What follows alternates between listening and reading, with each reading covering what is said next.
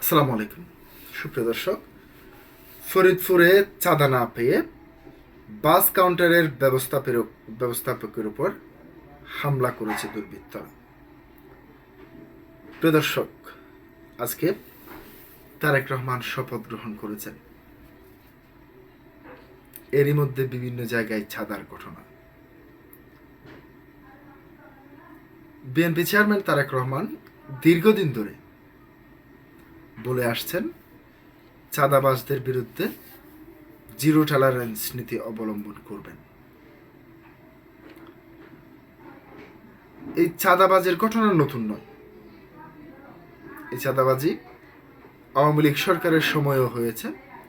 এর আগে যতগুলি সরকার হয়েছে প্রত্যেক সরকারের সময় এই চাঁদা ইস্যুটি সবচেয়ে বেশি বিতর্কিত হয়ে আসছে। যেমন অন্তর্বর্তীকালীন সরকারের সময় এই ইস্যুটি আরও বেশি জোরদার হয়েছে, যখন আপনারা দেখছেন রাজধানীর মিটফোর্টের সামনে যেভাবে চাঁদার দিতে রাজি না হয় এক বিএনপি নেতাকে মাথা থেতলিয়ে হত্যা করা হয়েছিল পাথরের আঘাতে। সারা বাংলাদেশে বিভিন্ন জায়গায় চাঁদাবাজি তখনও ছিল, এখনো চলছে। দেখা যাক প্রধানমন্ত্রী এই চাঁদাবাজদের বিরুদ্ধে কি ব্যবস্থা গ্রহণ করতে পারে শেষ পর্যন্ত।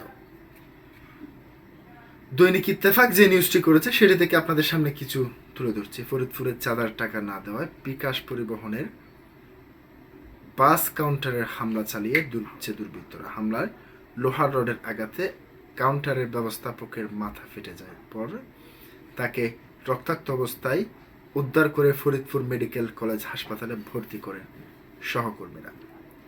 সোমবার 17 ফেব্রুয়ারি বেলা 11টার দিকে শহর পৌর বাস টার্মিনালে এই ঘটনা ঘটে। আহত নজির বিশ্বাস নড়াইলের লোহাগাড়া উপজেলার লাহুরিয়া গ্রামের বাসিন্দা। তিনি জানান 3 বছর ধরে বিকাশ পরিবহনের বাস কাউন্টারের ব্যবস্থাপক হিসেবে কাজ করছেন।